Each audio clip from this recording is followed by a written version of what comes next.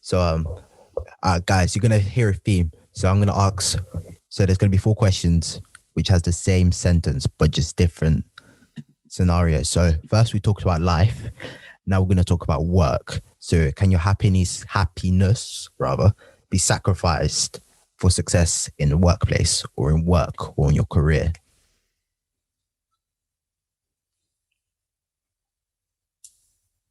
When you say that, do you mean, what do you mean? So I believe it can be.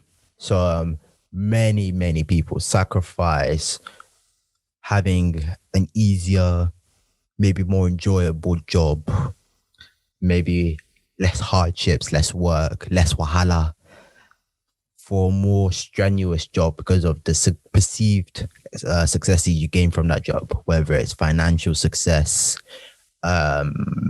what's the word I'm thinking of? Like awards or I can't think of the word. Why can I not think of the word? Achievements, goals. No. There's a very recognition. That's it. Okay. Thank you. The recognition that the job gives them. So as a result, they willingly compromise their happiness of choosing a less demanding, in their eyes, a less fulfilling job for what they perceive as a more fulfilling job that will give them more successes and more benefits in life. And I say most people actually do this. Mm-hmm. So that's what I mean, Kevin. Okay.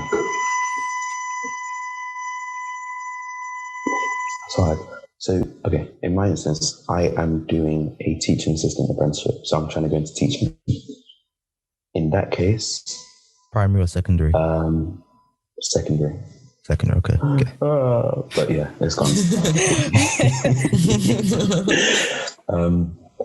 But I think that I chose this role because my reasons for going into this career means that even if it is difficult, even if it is more stressful, I will firm it. So this is one of the ones where I will go through that challenge, that hardship for the end result, because I feel like the end result will be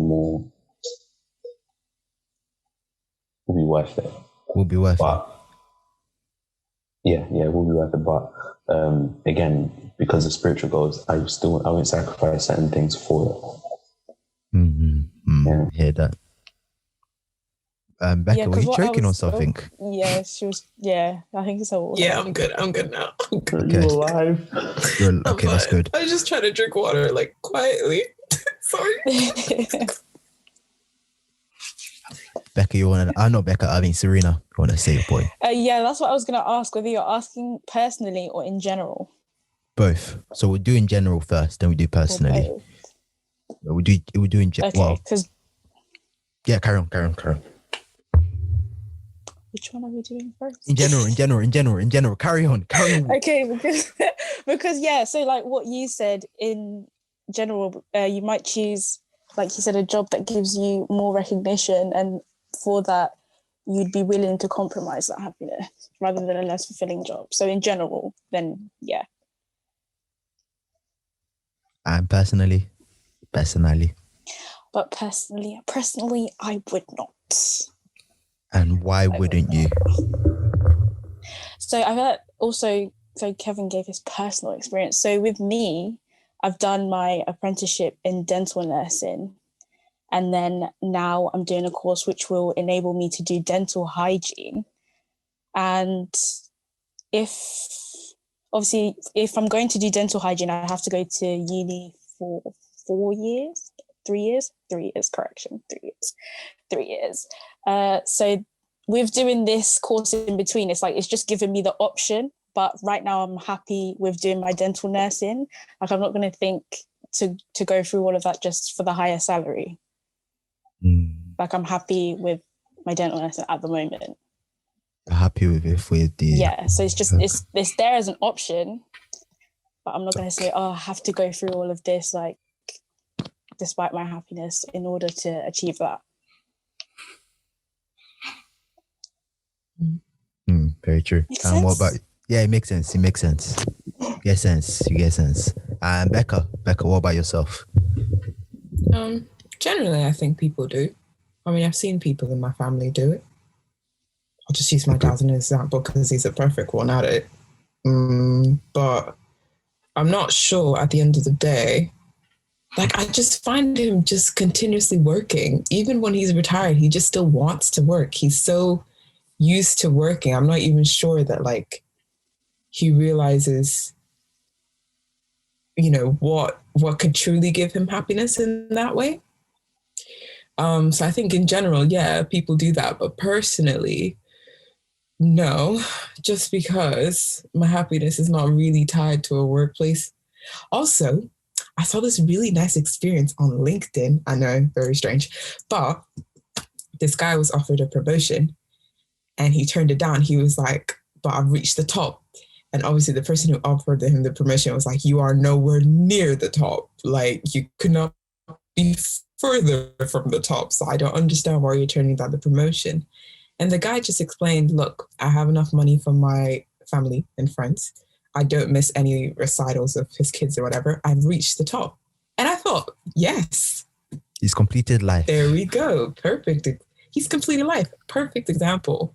Like, his version of success is just having enough, being happy, whereas somebody else's version of success is reaching the top of the chain, but not necessarily thinking about how happy it would actually make them to be at the top. Being the guy at the top. Yes. Wait, so do you guys know Maslow's hierarchy of needs? Yeah. I'm assuming this is some sort of psychology, isn't it? Cool. So this is a term in business to describe, business and psychology. Yeah, I think it's business psychology. But basically, it lists all the things we need as humans, with like the basics like food, shelter, safety at the bottom, and then self-actualization at the top and everything in between. And I think that example is really good because for some people, for a lot of people, actually, they're content with getting where they need to be enough that they can sustain themselves, their families, and still maintain their happiness. Because as you said, when you're in a position like that, if you can provide for your friends, your family, yourself, all of that, without the added stress, then there's no real point in moving up, at least for those that are happy there. And I think that's the way I think as well. But for some people, they need to reach the top because the process of beating each goal is kind of what makes them happy, hence why they'll go through that struggle. I think, thinking back to my own experience with the teaching, I think helping someone to learn something or improve themselves as a person is very fulfilling, and hence why teaching is a career choice. So that's the goal I'm saying to. That's why, in my eyes, the stress of having to teach someone, because I know how I was in high school. Homework, what's that? Lessons. Next question, all of that. But I know that the end goal, having someone that, helping someone to see the goals they've set and seeing how they've reached each one will make me happy in a way. So I won't feel like, once I've hit teacher, I won't feel like I need to move any further in terms of career. I think that is a place where I'll be happy. I can work harder within that area, but we need to push further because I've done what will allow me to achieve my other goals, but will also make me happy. I'm currently reading Maslow's theory, hierarchy of needs. So at the bottom, it's physiological needs.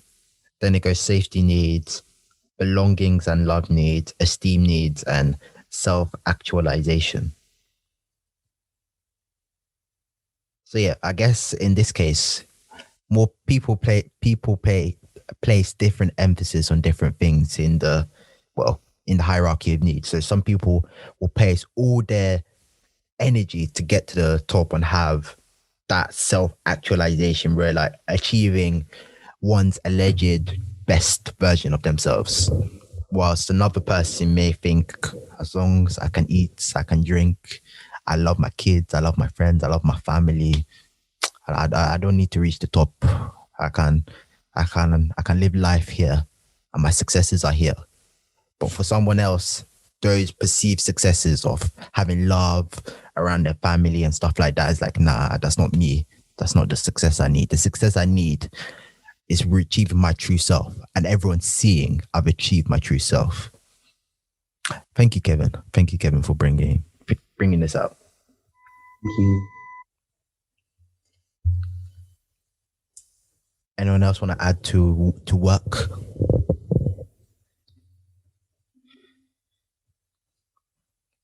I'll take the silence as a no. So we'll move off work and Sorry.